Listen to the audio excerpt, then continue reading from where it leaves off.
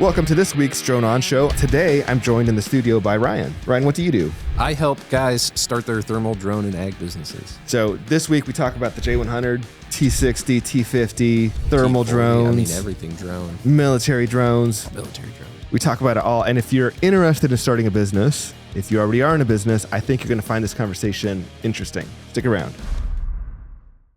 Drone world, what's going on in the drone world, right? Because you talk to people every day. Yeah. You are getting into the drone world. So what's going on in the drone world? The biggest kind of news I would say, honestly, is the J100. Last 2 weeks, J100 has kind of been in the headlines. People talking about it. Yeah. What's the news? I've been getting a lot of calls, a lot of emails and stuff. A lot of issues with it, which we've done some videos on. And the biggest thing most recently is the drones falling out of the sky. That's happened to multiple people. Yeah, it's not what you want from an ag drone, is it? No, definitely Drones not. falling out of the sky, never a good thing. Yeah, So not a good thing at all. So EA Vision has said that's a pretty secluded, like it's a very isolated event. Yeah. Like, from what you're hearing, would you agree with that? So the guys that Mike talked to, and then I've had some other guys that I've talked to too, the biggest thing is that these guys are like losing business because of this thing. Yeah, man. And it seems like every year the same thing happens. And where like last year with the T40, the T50 was a substantial upgrade to the T40. Oh, yeah. But it was released at the worst time, and it was promised to come early. It never comes as quickly as they say it's going to come. Yeah. So it was supposed to be here in May or June, and then it was actually July. And you have guys that are holding off buying their equipment because, I want to get the best. It costs, and the T50, when it was released, was cheaper than the T40. Yeah, that's crazy. That's dumb. Yeah. I never really did a whole lot of T40 stuff. Yeah, because you're pretty new. You're Yeah. I mean, you're new. You're a year into this. Is that right? Yeah. I started Not quite a year. August. Yeah. August of last year. So when you joined, T50 was already in full force. Yeah. T50 was already rolling. 30 Ts were going crazy. Yeah. So every year it seems like these drones are released right when they're going to get like the heaviest use. Yeah. The last 2 years at least here in our area, right? Row crop Northeast. It would be ideal if they could release these in like December. Yeah, dude. I haven't thought of that. Like right when you get huffing busy, It's horrible. they release Horrible these timing. drones. What? Yeah, I didn't think about that before. And I feel like with the J100 specifically, and we can't just say that this is exclusive to the J100 because the T50 was the same way. There's so many like holdups in the import process for a new ag drone, everything from leaving China and getting the permits for it to be exported from China, and then for it to be on the water, and then for it to get the UAS approved. And there's so many FCC licenses and all of this stuff. A lot of people don't see that stuff behind the scenes, but the timeline gets pushed back. Oh, yeah. And then it's like spray season and you have a fairly untested drone and then shit's going to happen. Yeah. You don't know the issues with some things until they've been here for at least a little bit. And that's like, I think what's happening with the J100, and I think they will get that stuff figured out. I want it to be good. Like I really want that drone The industry to be good. needs it to be good. Yeah, there's like a lot of different companies out here that are coming out with new drones, which is awesome. Like it would be so nice. It's like, here's two different drones. This one does this well, this one does this well, but you really can't go wrong either way. It's good for the industry. When you have a new drone like that coming to market, until you have hands-on with it yourself, until you've done 1,000 acres with it or whatever, it's like you can read impressive specs, but it doesn't mean that much until you know that it works consistently, it works together. And I saw like one of the latest pushes that they did with the J100, which I think is smart, is they slowed it down when it has, like if it's ferrying, then they slowed it down so that the props and the wires don't get as hot, is my understanding of it. Gotcha. And that's good. Yeah. I mean, it's a way of protecting the equipment from falling out of the sky. Yeah. But those are things that you don't think about when you when you just read the specs and it has, LiDAR and has all this stuff. There's a lot of details that go into it. Yeah. So ABZ, right? Is there a drone called ABZ? What's the ag drone that Drone Nerds is bringing out?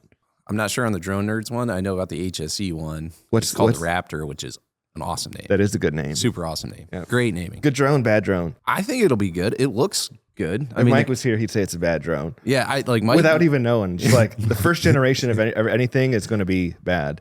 Yeah, no, it looks cool. It's orange. That's like that is good. Is that also a drone that comes from China as well? I think Probably they all has to. Probably, China. yeah. It's got like all sorts of crazy stuff. There's some good marketing on it online, but haven't really seen a real one. Just like marketing videos of it, which who knows, that would be cool. So let's get into, so you talk to entrepreneurs every day, right? Yeah. Or do you talk more to farmers or entrepreneurs right now? Entrepreneurs, farmers, drone nerds. It's like, I would say 25% is drone nerds, and then the rest is going to be a mix of farmers and customers. 25% is drone nerds. Like people that just, which is me. Like I got my Part 107. I'm like, how can I make money with this? So like these guys have been flying camera drones, just like they love drones. Yeah, man. And this is funny because I just had a conversation yesterday with a guy here locally, one of the best cinematographers in Ohio. Really? Who has like drones isn't even his. It's just like it's part of what he does. He does cinematography and producing and stuff. And he told me, Kevin, I'm so bored of what I'm doing. It's like I'm doing corporate documentary style videos for engineering companies that make steel parts, and it's just like, what am I doing with my life? It's good money, but what am I doing? Yeah. And he said, well, can you make money with drones? Or what's this whole drone thing? So yeah, I think that's like the conclusion a lot of people eventually come to. It's like, okay, anybody can go buy a camera drone. Like, gets pretty saturated on that. Are you going to retire with just taking videos on a drone? But agriculture is probably the best application that I can see. I mean, that is a full-time job that you can quit your job, start a custom applicator business, spray acres, fly drones all day. That's probably the career. You know what I mean? If you're trying to get into it and you want a career using that Part 107, agriculture's got to be number one on the list. And there's a moat around it as well with the requirements for a Part 137. It's with the thermal business, you can't really build a business where you can actually have, employee pilots that fly your equipment for you because they can so easily just go buy their own $10,000 drone. Oh, yeah.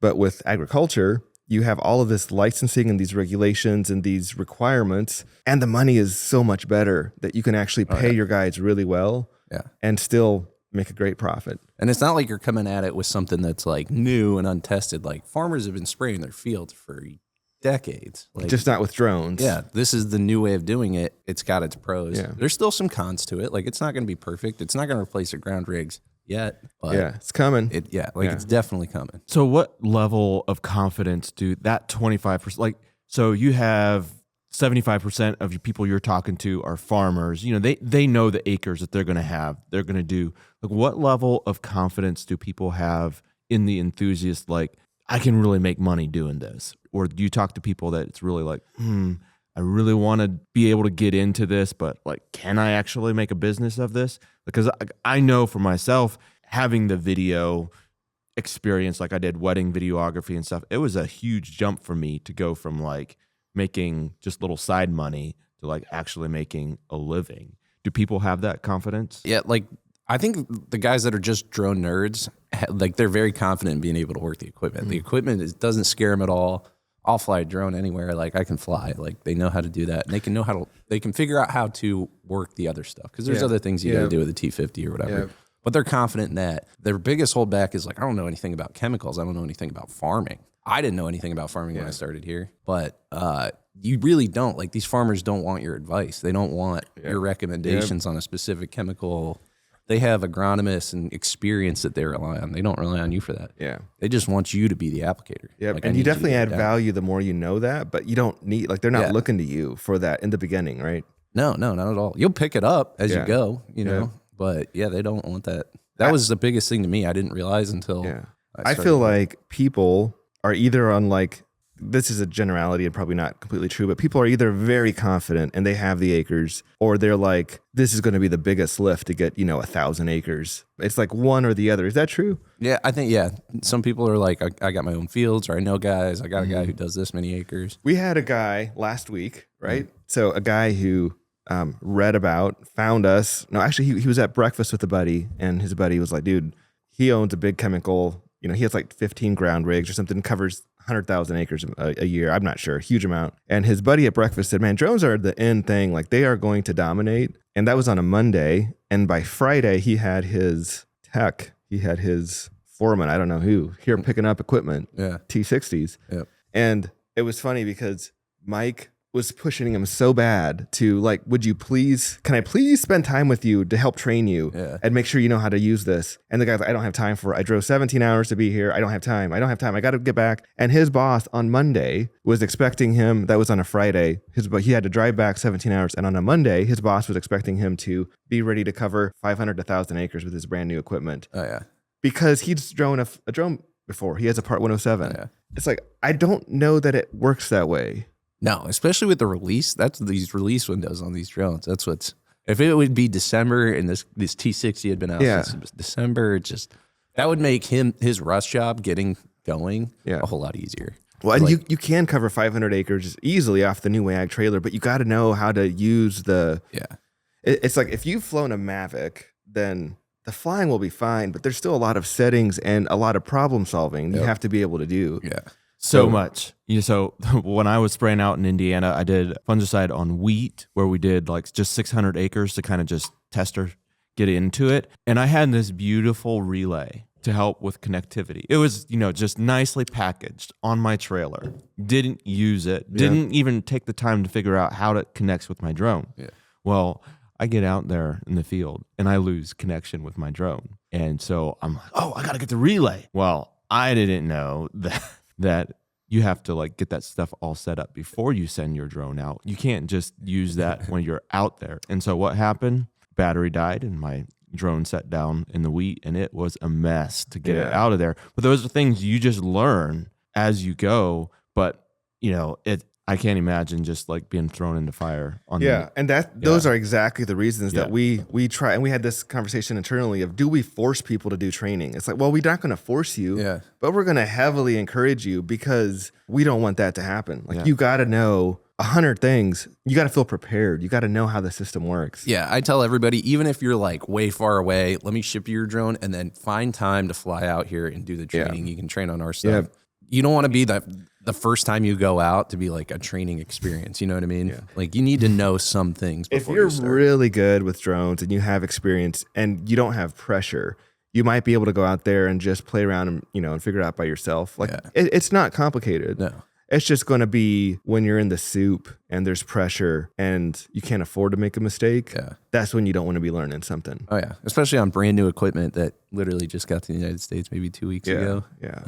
Yeah. No, so far the T60 is working out good for him. I talked to him today. Yeah. He's doing good. I feel like that's a big conversation right now. People are deciding between the T50 or the T60. What I would say the two best ag drones right now in the US market.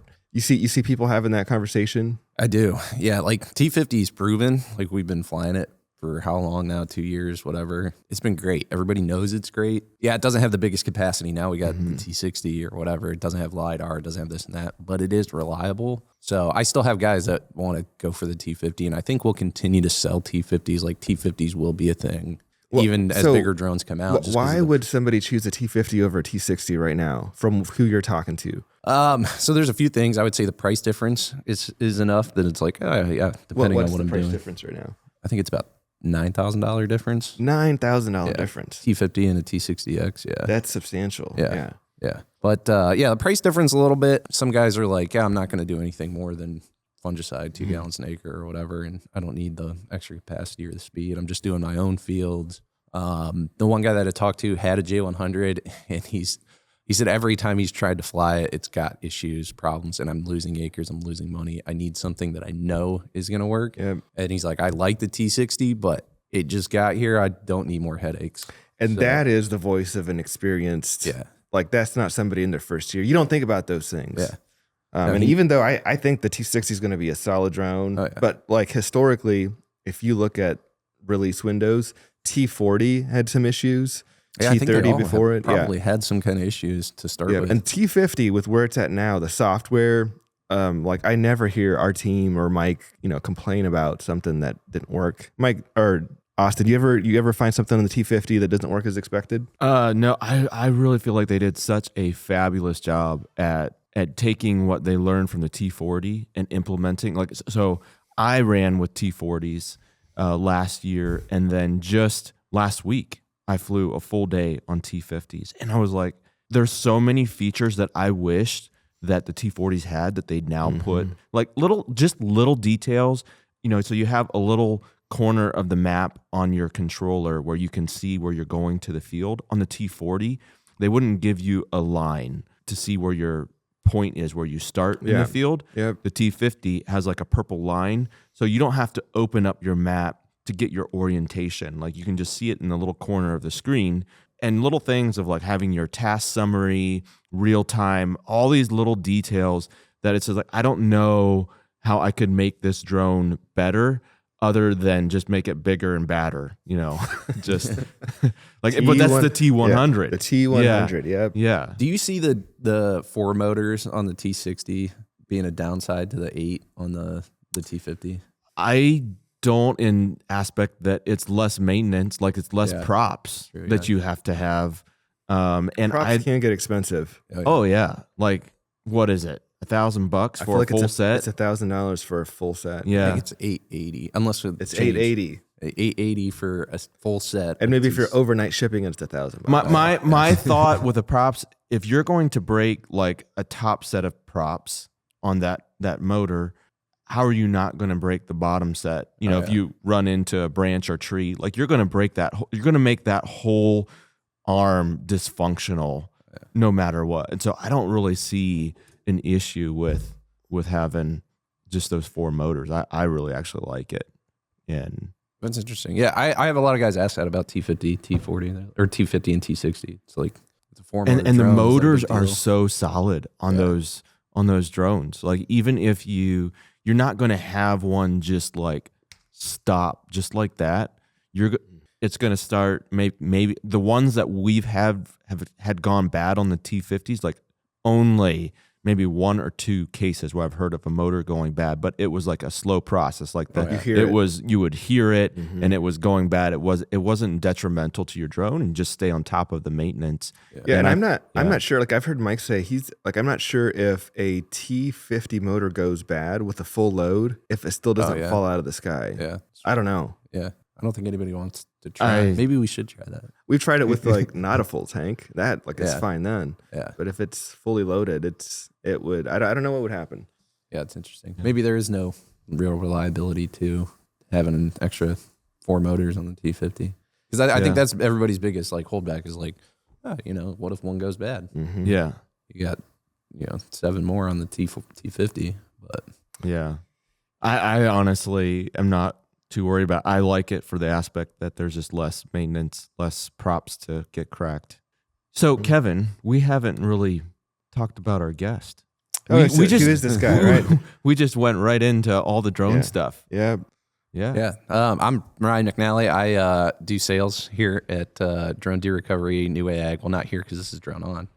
This is DroneOn Show. Get it right. Yeah, that's good. Sorry about that. Yeah. So if probably most people know you by your voice, right? You spend hours on the phone. Yeah.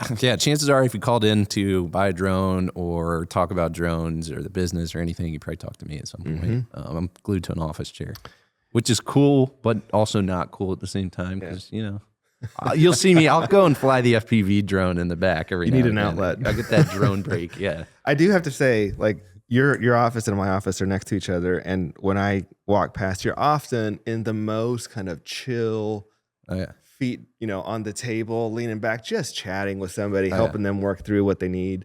Yeah, I love to talk about drones. Yeah. Like if you call and just want to talk about drones, we'll talk. Yeah, we'll talk. Yeah, that's Russ gets a little bit mad about that. No, we do good. I talk to everybody who calls in. Really, I give everybody as much time as they need on what it is, but. Yeah, the biggest thing with that has been the T60X. It's just since the T60Xs came out, it's questions about the T60X. Yep. It's been awesome. A lot of questions. Yep. What are some of the top ones? Have you already covered them? Yeah, we kind of already did for the most part. So is FPV something that you've done for a while, just getting into? Yeah, so like I started at the company in August. I came from a mortgage background, like I did mortgages. So I got into drones. I bought a DJI Mini 2, and I said, I'm going to take pictures for realtors, not to like sell them pictures, but as an in to like, hey, let's build a relationship. Because mortgages is all networking. It's like all who you know, get the referrals, referrals. Yep. So that's kind of how I got into it. And I've been doing mortgages for forever. I saw a job posting for Drone Deer Recovery. I'm like, that would be awesome. You had your Part 107 when you applied, right? Yeah. Yeah. So like I had this mortgage background. I think the job was like a customer service job. I was just looking for something to do in addition to my mortgage stuff. Yeah. And I messaged, I was like, hey, I have my Part 107, just so you know if that's important. And then they're like, I'll come out for an interview. So Ross said he'd rather have me do sales, which I'm glad I did because this has actually become my full time. Like it was going to be maybe just a side job to do because I own the mortgage company. Like it's a small mortgage broker. It's just like, I thought that was going to be my full-time job. And then this would be something that I do in the times that I'm not busy. And now this has turned out to be. It almost flipped. Oh yeah. Yeah. It's wild. Which is great because like I'm so much happier. Like you get to do drones like for a living. Yeah, like we get to play with drones and talk about drones. Like it is fun, and I feel like Mike's passion for drones is just infectious. Like everybody is attracted to like, man, drones are so cool. And that's in every department of the company. So and when somebody asks you like, where do you work? And you're like, I work for drone deer recovery, and they're like, what? Yeah, drone deer recovery. Yeah. And then you tell them about the YouTube and the and the drones, thermal drones, ag drones. Yeah. Like, wow, that's crazy. I've never heard of anything like that. And you're like, that's pretty cool. That is cool. Then the follow-up question, so like, what do you do like for a living? And it's like, no, that's what I work for drone deer recovery and NuWay Ag. Like this is full time. Yeah. It's usually too much full time. Usually so much going on. Yeah. There's a lot going on. I love it. I love what I'm able to do. I love talking to these guys and helping people start businesses, which I started a business. It's a pain. Like it's hard. I did it in mortgages where there is nobody helping you at all. Like you're like Googling. You like, figure it out. This, and that. Yeah. Using AI like ChatGPT to help you write documents and this and that. So like it's nice, and I think that we give a lot to the guys that call in. Yeah, like hey, I want to get into this, or I've been into drones for forever. Yeah. I see this as being the biggest thing, and and that's something that like we keep talking about from time to time is like we want to make it so easy for people, but you still need to have that like entrepreneurial like I'm just going to try to figure it out. And there's if you aren't willing just to go try stuff, take a risk, figure it out, then it's you still got to do that. It's just we're going to make it as easy as possible for you. Yeah. Like and what's nice about like the whole ag side of this is that it's not like you're doing a job like any other business where like you sell somebody a furnace. It's like go in there, install the furnace, and then you never talk to them for 30 years or until the thing breaks. Like this is you build a relationship with the guy that you're spraying for, and you get those acres. It just snowballs. Get them back. And continues to grow. It's like starting out might be hard, but I think like once these guys get going, and this has been the feedback that I get from a lot of them, it's like I didn't realize that it would go this fast. Yeah. Like I just sprayed this guy's fields. Now his neighbor saw it. Now I'm doing this guy's stuff, and then I got all these acres lined up. And do most guys, when they're kind of in that stage of researching and figuring out if they can get the financing, whatever, do they know how much spraying is per acre in their area generally? They most guys that I've talked to have done some form of research. Some don't. Some ask, and I was like, "Hey, this is Ohio. Like, this is kind of what we see at 12 to 17 is what we typically say." But I know it's different all over. Like California, I talked to a guy in California. It's like minimum $25 an acre to spray anything. Row crop or like orchard? I think it was rice. He was doing, but California is just everything whole other level. Like I think $35 hour job here would be equivalent to having like a $70 hour job there. Yeah. Like it's just. So what would you say is average like for people like, or is the range like 12 to 17 that you see people calling in or? I think like out of people that I've talked to, it really depends on the state. Like it really does. Like it depends on where you're at. Cause I think the places where it's flat and wide open, you're probably less because it's just so flat and wide open, which is nice because you can get a lot done. Oh yeah. Yep. So it's I do see pricing going down. I'm curious if you see that as well. Because I feel like what we did first year 17 and then it's 15 and I think now it's maybe 12-ish is kind of what we charge around here. Is that right, Austin? Yeah, I would say it's gone down a whole lot. I think it's just more, I think we're kind of settling in to kind of that sweet spot. Yep. But I think there's still going to be areas where you can keep your price high because you're such a niche. When it comes to row crop, there might be a lot of competition, or not competition, but just that you're going to have to find where the market settles. But then there's so much that you can do as far as we just did a project last week where it took these people to spray this area for it was an invasive weed of some sort, and it's wet land, and they'd have to do backpacks. They'd have to take like walk 5-6 through marshes, and it was usually like a 4 or 5 day project, and for 20 people, right? I don't remember how many people, but it typically took 4 or 5 days for them to do. And the drones did it now, in half a day of spraying. And Landon, our photographer, was just showing me some pictures of it, and it was just sweet. Like everywhere that the drone was spraying, it's all brown now. Like that invasive weed is gone. And I just think that you're still going to have premium services. Yeah. Because there's no other way to do that that effectively, that it's not like you're going to be still like doing a job like that for so cheap. Yeah. And I will say that I feel like, although, if we charge $12 versus like 15 or whatever we did last year, our daily, like the amount that we can make per day is way higher. Yeah. Because you're so much more efficient. Yep.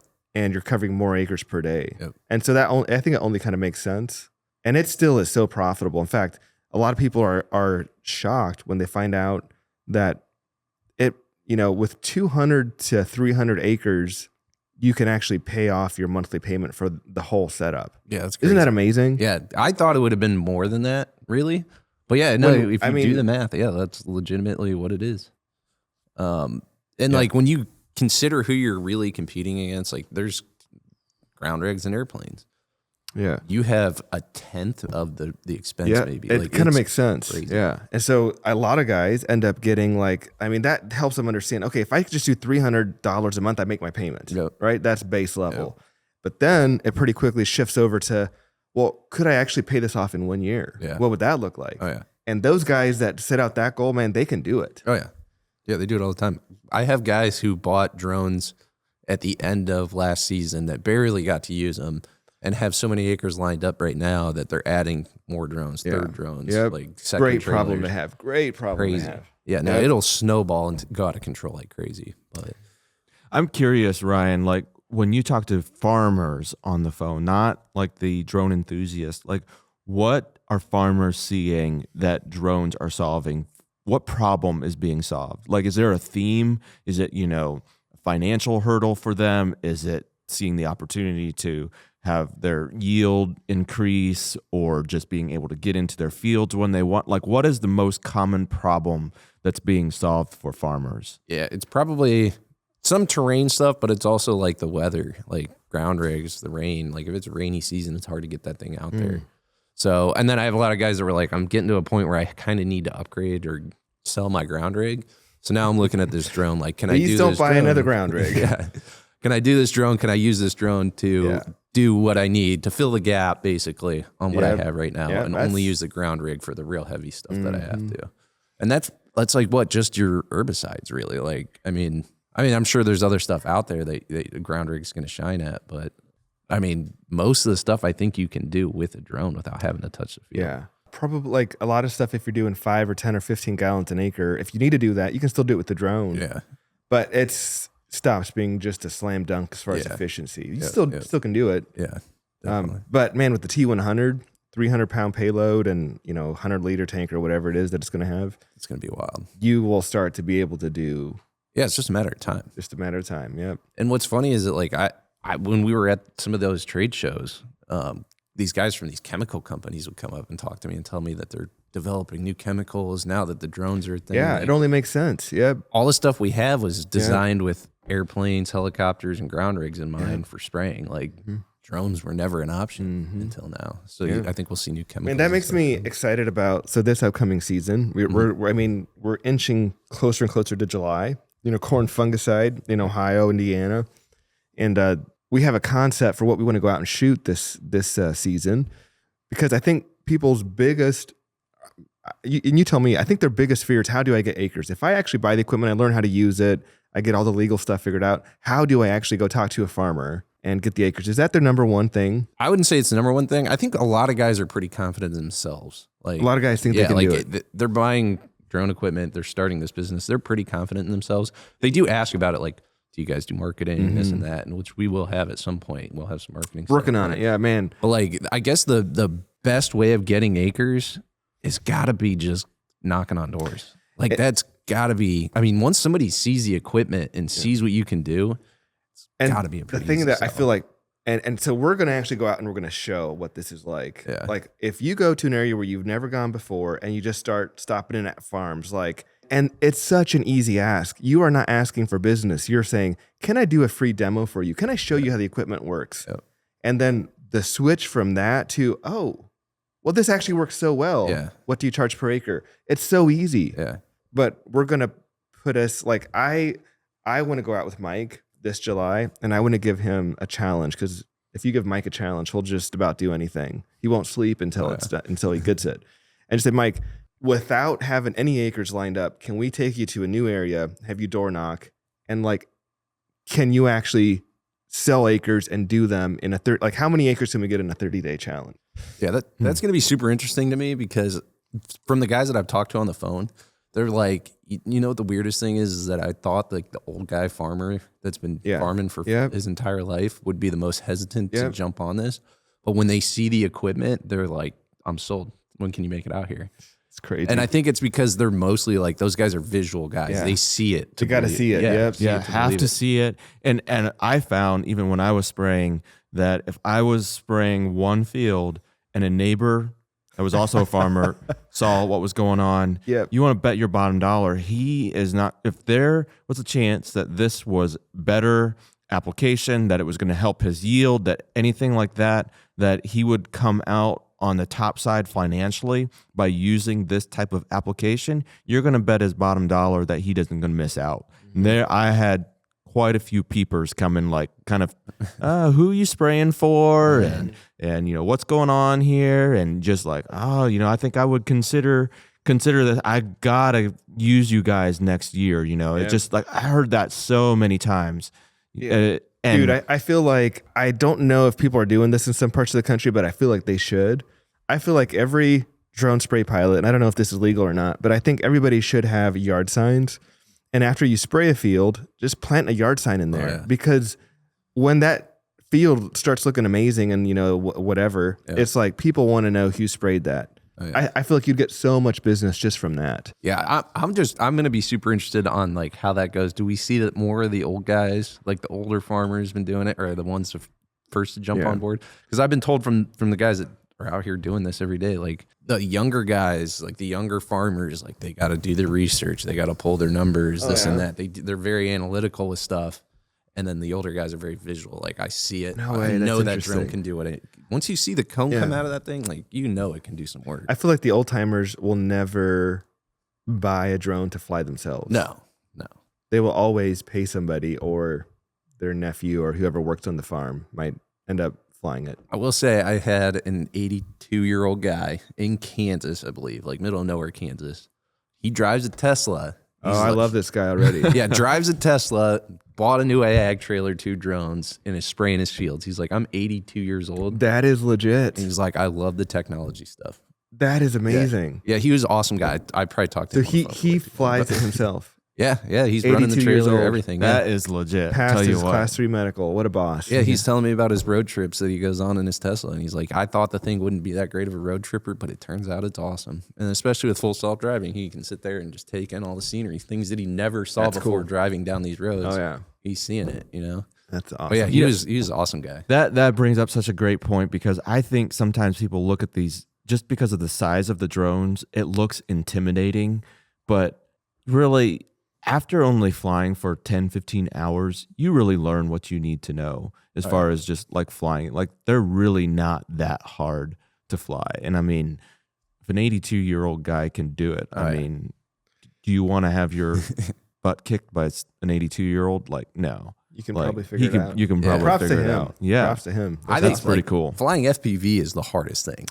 Yeah, especially, there's 'Cause you different guys- levels of FPV, right? You did it. Was that the first time? that I've you had never flown? picked up an FPV before. Until we did it the one day? Yeah. Yeah, FPV is hard. We were It's taking so off under hard. a porch, and I just slightly put the throttle up, and it went wham. Oh, yeah. Bang, bang, Yeah. bang. I We were crashing ran into inside as quick as I could. I was out watching Kevin, and I was like, oh, this is not safe anymore. They are so They But fast. it was crazy. so fun, wasn't it? It Like, once is you got fun. out there and Yeah. we're zipping across the field, It like, is fun. it was awesome. It is a good time. So that's the one you built, right?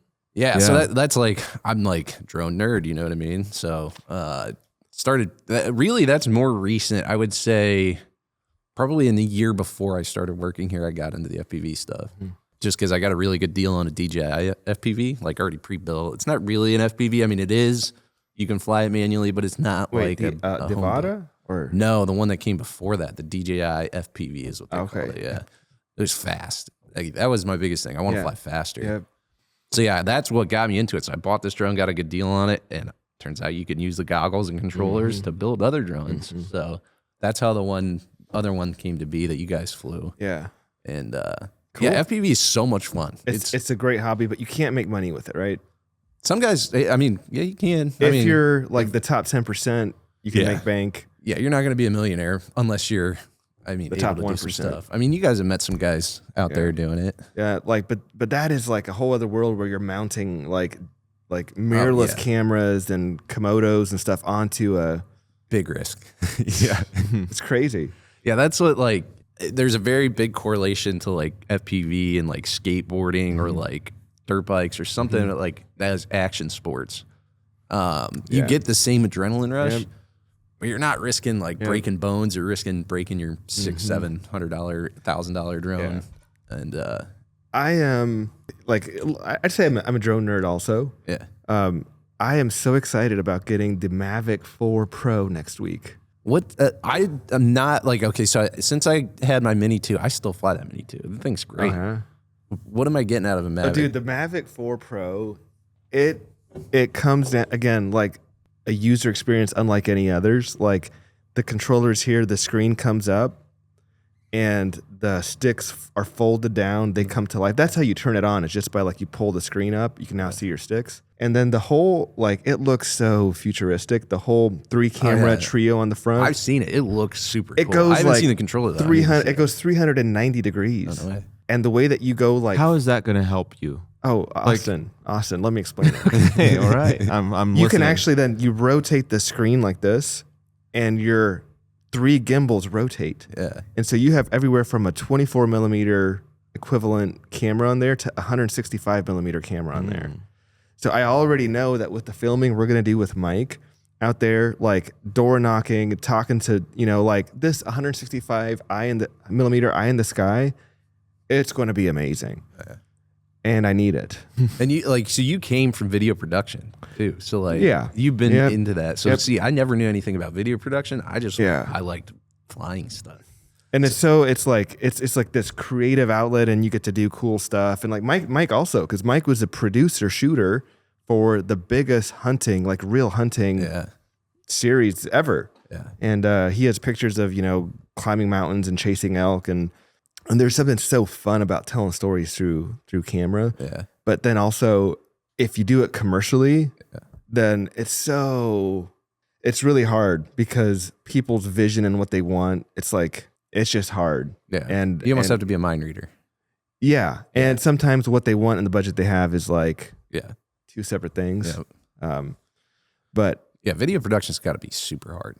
Yeah. But that camera, that drone is gonna it's gonna scratch an itch.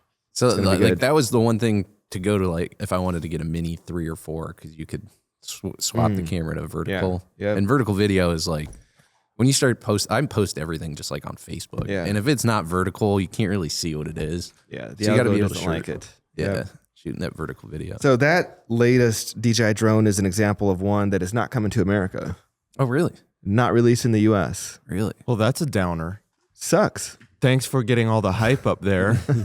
I was ready to fly this drone. If there's a will, there's a way. So there's a way, but you got to get creative, and you got to go figure out how to buy it in a different country. And they're not illegal to have. It's just I think you can't import them at scale. Yeah. And because of what CBP has going on with the DJI ban and stuff, you can't do it. So same with the DJI Dock.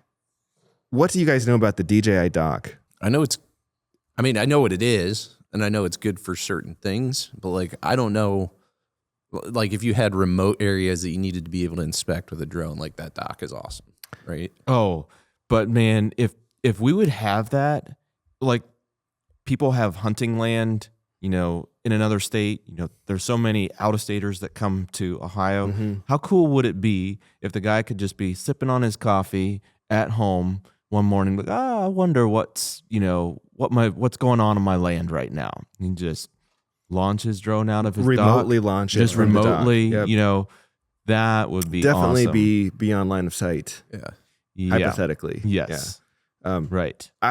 So a friend is in China, actually flying back today, and he told me, Kevin, he said, when you walk down the street, you see light poles with docks. I don't know if they're DJI docks or different docks, but docks like every couple of blocks, light pole with a dock up above.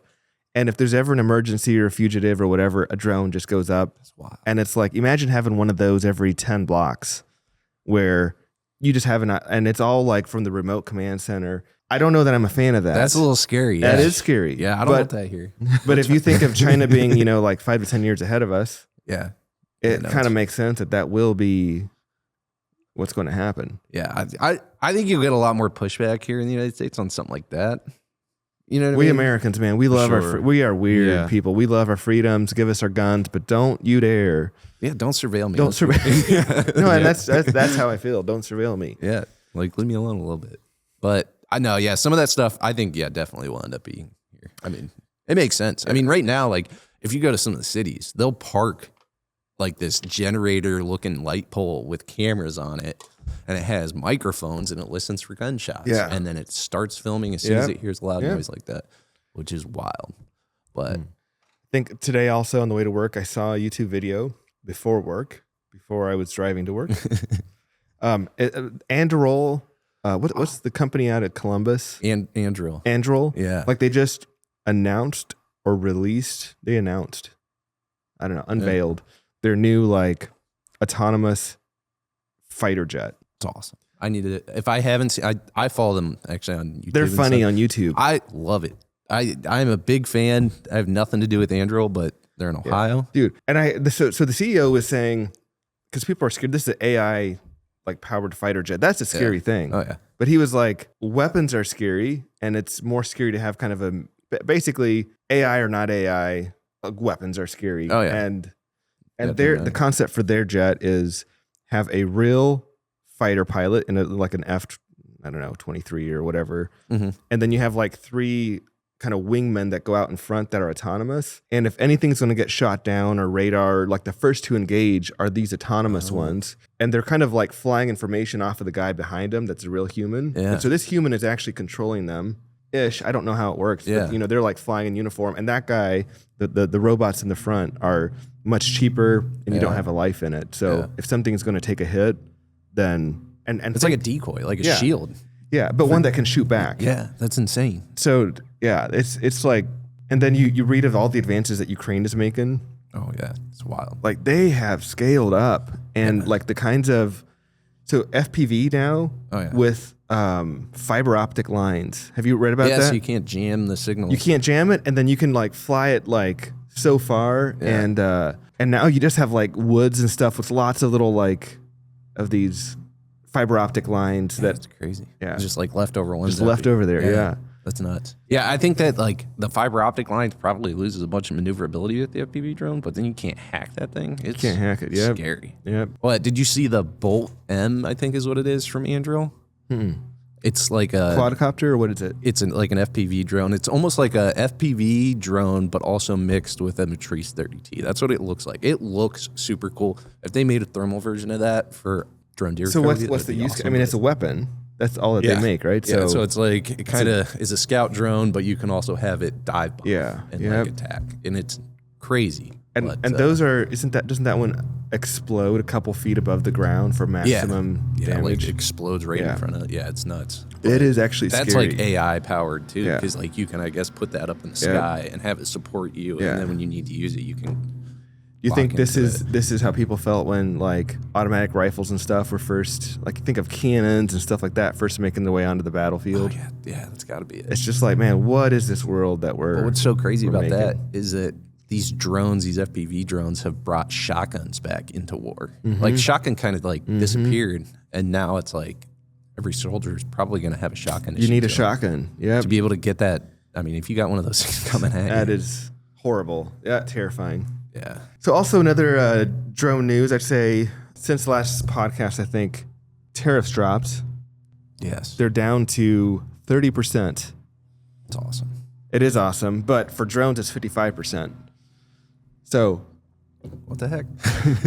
yeah, so it's like, I believe, and it ever changes, but it's like 10% just because it's tit for tat, and then 20% for fentanyl, and then 25% for drones. And so it's like we're at 55%. And the crazy thing is that this is now the normal price. So Yeah. Oh yeah. I- You'll this- never see them cheaper than it is now. Probably not. Yeah. Like I'd be so surprised if these tariffs went away because I'm surprised they're as low as they are. Oh yeah. So And now, does that play into it? Does somebody see like we've been selling these drones with the tariffs on it and that price it works, so we're just gonna keep the price the same. And now we're I gonna think it's pocket more like our U.S. drone industry is totally toasted if we have an equal playing field. Yeah, So I imagine there's lobbying to make it 100% or 50%, it's crazy. just to give the American drone companies a chance. It's wild. So, and It would be I'm nice to waiting for the find day that we have an American drone company that's actually good. That should happen. Andro, make an ag drone. Yeah, make a making thermal drone. we need a different company. But yeah, how Yeah, do we I mean- make how do we make an American ag drone that's good? Yeah, Elon Musk get into it. I have no idea. It's Take all crazy. that rocket tech and apply it to a drone. It'd be awesome. He would probably make a really good one. Yeah. I have a vision of a Tesla robot swapping your batteries and Dude. filling your tanks on your trailer. 100%. It'd be awesome. Yeah. In fact, I feel like I asked Mike the other day, Mike, you can buy these $25,000 robots now that are like these humanoid robots. Like, Mike, would that be a good investment for research and development in our shop? If we could figure out how to program, I mean, these are, I don't know what the platform is. And the new ones are like 125 grand retail, but the old ones are like 25, the previous generation, like what, do we need a robot helper to, I don't know, sweep the shop or to load things? It'd be so awesome. I think we need one. I think we need one too. That's a think we great need idea. one, yeah. That's a way That better would be idea cool. than the cow idea that Jessica had. Just Yeah. saying. If I had to choose But- between a robot or a cow, I'm probably going with the humanoid robots. Yeah. What was the cow thing? Jessica, she's the other girl in sales at Drone Deer NuWay Ag, but she had an idea of getting a office cow, mini cow. She wanted a pet, and I'm like, who's going to take care of it on the weekends? Who's going to do Bad this? idea. Terrible idea. Yeah. But robots don't need to go- sleep. yeah. Don't need to eat. Just go charge in the corner. Yeah. It's fine. Yeah, I guess we're gonna have to have Jess on the podcast to defend herself on that one because Lay out her vision for the cow. The, Yeah. the miniature cow. yeah. Yeah, the mini cow's not Yeah. the best idea. What else is happening in the drone world? What's new? What's up this week? That's a good question. What's going on like with thermal? Like, are they really getting excited about the M4T or what's their response to that? The price cuts in the M4T have been awesome because of the tariffs coming off. That's been great. It's getting more people into it. It's like putting that kit just closer. I to your think reach. anytime that there's a kit under 10 grand, it is like game on. You can actually, you can almost afford just a hobby drone. Like buy a hobby drone for you and your friends to make some, money when you help find other people's deer or whatever. You know what's funny to me is that I was thinking this the other day is that drone deer recovery has become its own sport inside of a sport, like a sport inside of hunting. You know what I mean? Yeah. Because like on all the Facebook groups, it's like everybody wants to show off their, like in just a hunting group, they want to show off their deer. Yeah. But if you're in a recovery group, you want to show off the deer that you recovered. And I've heard people say you get more thrills because you can go find 2 deer a night or 4 deer a night or whatever. And it's like you feel a similar rush to finding the dead buck is what you would experience shooting it. Yeah, when Jay For found some people. one of my brother-in-laws, I was so fired up when he found it. It's nuts. Yeah. But yeah, it's like it's become its own sport. And now that these drones are getting cheaper, like if you're a hunter, you're putting $10,000 into your equipment just to hunt. Yep. And then you're going to lose that deer. Yeah. You can add them trees to your arsenal. Like that's good to have. And it's small, it's compact, it all fits in a case. Oh yeah. There's so much to love about that drone. Oh yeah. We've been saying this forever. It's more than just locating a lost deer. Some guys, hey, if you like to track your deer using dogs, or if you like to do the old-fashioned, blood trailing, that type of thing, if that's fun for you, do that. But I'm a guy, I like things that go boom. I like things that fly, and it's just another element of excitement that you can add to your hunt, because hunting has become a sport. It's become, it is a sport. We don't hunt out of necessity anymore. We need the food. I put all the meat that I get in my freezer, and I'm so thankful for it. But I don't have to hunt to survive. I hunt because I enjoy doing it, and then I enjoy flying my drone, and it's just a fun combination between the two. And so many guys are getting into that. Like, you're right, you're dead on that. Like, it's fun to combine. You walk into a Cabela's anymore, and it blows your mind how many things are in there to help make your life easier when you're out there trying to be off grid. Like the amount of things that for convenience when you're trying to inconvenience yourself. Yeah, the whole sport is not about convenience. Yeah. It's about getting out there. Yeah, totally. So, do you find people comparing the M3, 30T to the 4T? Like, is that a conversation people actually have in figuring out what to buy? Yeah, there's a lot of conversation that I have when it comes to any of those thermal drones. It's like the 30T is still great. You know what I mean? I think the 4T is probably better for most people. Like, you don't necessarily need the big 30T. Like the 4T, it's smaller, it's easier to travel around with. It's got all the AI stuff, which we never even talked about the AI stuff. That's wild to me. I haven't even seen you guys use it yet. I'd say not a huge application so far in what we're doing with herd analysis and stuff. Austin, is that right? Right. I think it's coming. Like, I definitely think it's coming, but it's not a particular feature that we can utilize right now. More for search and rescue. Like, the AI algorithm that's built into that drone is for being able to identify persons, vehicles, and vessels. And we can develop an algorithm to help identify deer and that type of thing, but that's still, we're working on that development part of it.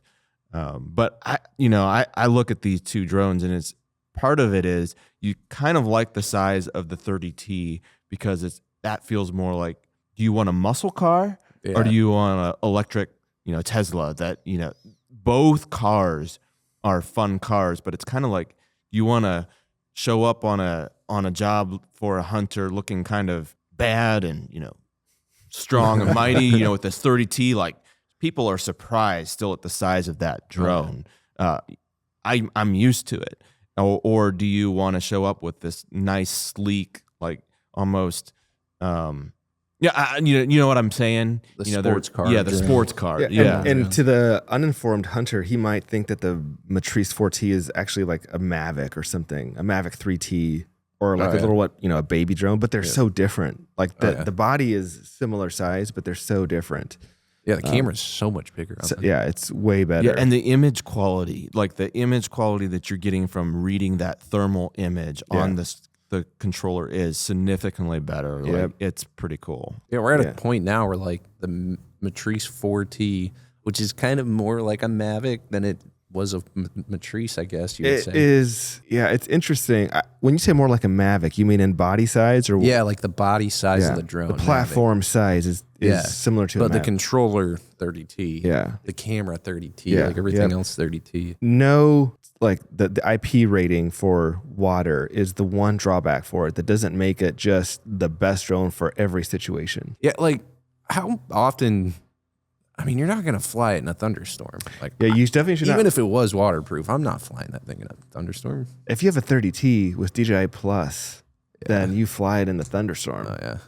I think you hit record and you fly that bad boy. I've never flown in heavy enough rain to know. Like, can you still see stuff? Like, I know that I think snow is actually more challenging than rain. Oh, but really? I think at night, the spotlight. Well, when you're looking at the RGB camera, but you really wouldn't be able to tell that when you're looking at thermal. So you can fly at night and it could be raining and it's not going to really affect the visibility on that thermal camera. Right. But then when you actually change over with a spotlight and you're changing over to your RGB camera, and then if it's raining really hard and that spotlight is illuminating raindrops or snow, you can't see anything. Yep. Yeah, I've never flown in heavy enough rain to know. Because I've always been just like, probably wait until it stops raining a little bit. I feel like the Matrice 30T for search and rescue is still going to have a place. Isn't that one of the best applications for it now? I think for the payload, like because of the size of that drone, like we fly the repeaters for the T50 off those. So that is a great application for that drone. And also, I don't know, payloads and stuff. It's a whole other interesting world. DJI now is making their own payloads for the Matrice 4T. Oh, really? And I feel like they took the similar path to what, I don't know, what Walmart or Amazon does, where they allow all these sellers to make spot, to make accessories, and then they see what sells the best. Yeah. And then they just make a better version of that accessory. Yeah. That's what they've done for the 4T. And I just heard that this week, demo units for the M400 series drone is shipping to dealers. So What is the M400? you know how you have like the Matrice 350, which is like yeah, okay. so it's like it will be the next generation of that size drone. And I don't know what all it's not been announced yet, but it's it will probably be AI, it'll be better cameras, and I'm guessing it'll be a lot of like DJI built payloads for it. Yeah. So So they used to have all those like Zen Muse cameras and this and that. yeah. So I guess they already do have a bunch of those. Those are official DJI, right? The Zen, I don't know, honestly. I really like when guys ask about it, it's like, if you want to spend 25 grand, yeah, it'll work good. Yeah. But it's a little It is a lot of expensive. money. Yeah, I mean, Yep. I think that for what you're going to use it for, the 30T or a 4T is going to be way better. Yeah, and then the DJI Dock, there's such an application for DJI Dock, but I don't know if it'll ever take hold in the US. Yeah. Because the best application is for, I think, there's probably stuff I'm not aware of, but for sure, like police departments, fire departments, and I'm not sure that they're going to install a DJI Dock with how, they're on the verge of being banned and all this, people being afraid of DJI. So I would like to learn more about it. If there was one system that I think you could actually build a business out of at scale, it would be the DJI Dock. Yeah. Because I think you go buy a $35,000 kit with the dock and the drone and stuff, and I think there's going to be a market there to rent that out to big, $100 million construction projects or surveillance. And I think that the people, I think there's a service for it. It's just nobody's pioneering that. And I'm not sure it's a great time to get into with, police departments and stuff being really afraid to buy DJI right now. I think it's like the best is like remote stuff, right? Like that's what I think of when I think of the dock. I think like I have electric like towers, however far out. I'm not going to drive there every day or every couple of days to check on it. I'm just going to deploy my drone. I think the biggest hurdle is the beyond visual line of sight. Well, there was some news on that recently, wasn't there? I saw something. I didn't see it. What is it? Something to do with Trump making it easier to do BVLOS. No way. I saw something. I could be wrong. But, That'd be news to me. Unverified, but if true, then go Trump. Yeah, I saw something that lifted something and made it easier for, I think it's for police departments and stuff to do it, which for the average guy is still probably difficult to get. But yeah, cool. But yeah, no, things will continue to change with all the regulation stuff. Yeah, do you see more of that happening in 2025, second half of the year? Regulations, lightening up. Will we get the Part 108, you think, later this year? I don't know. Nobody knows that. The FAA is so slow. Nobody knows.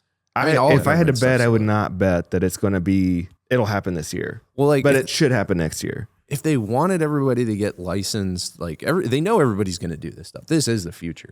If they want you to get licensed, make it at least easy. Make it easy, man. Make it easy. Set reasonable rules and then enforce them. But the benefit of those regulations right now is that barrier to entry that we talked about. It is hard. It's harder for a guy to get into it, but you still have that equipment, that $100,000 equipment. And by next year, you'll have relationships, experience already, a book of business. But I do get excited in this industry about making things easier. And we recently have, we hired a full-time software dev, and we're working on some projects we're not yet announcing. But there are so many things in the ag space that are not easy, and they should be easy.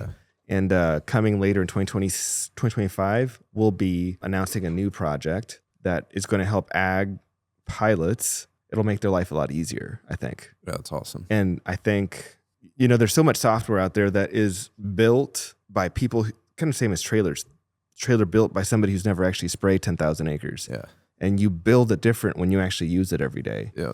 So we're hopefully building something that ag pilots will actually want to use and will actually really make their life easy. Yeah. So later in 2025. Yeah, that's super exciting. Anything else, Austin, on your end? No, it's just been awesome to be able to hear some of your perspective because you're on the phones a lot. So you hear what's relevant. You hear what concerns guys have or questions guys have had. So it's just kind of cool to be able to hear those stories. And man, it's just exciting time to be in the drone space. It is. We said that 2 years ago. But still it's exciting. still exciting. There's nothing that's pointing to anything going out or dying. It's here. And it's just going to continue to find different things to do with drones. It's pretty fun. Yeah. We're still in the beginning, and I'm so excited for the future. I am. And I will say, if you do call in, you do talk to Ryan, he will take care of you. I see him out in the service center, in the shop. I see you checking up on orders, and like somebody needs something shipped out ASP, you're just confirming it's going to go out. So Ryan takes fantastic care of everybody who calls in. And if you want to get started in this, then talk to Ryan. You now have a face for the voice. He will take care of you. Good conversation, Ryan. Thanks for being here. Yeah, thank you. And we'll see you guys next week on the DroneOn Show.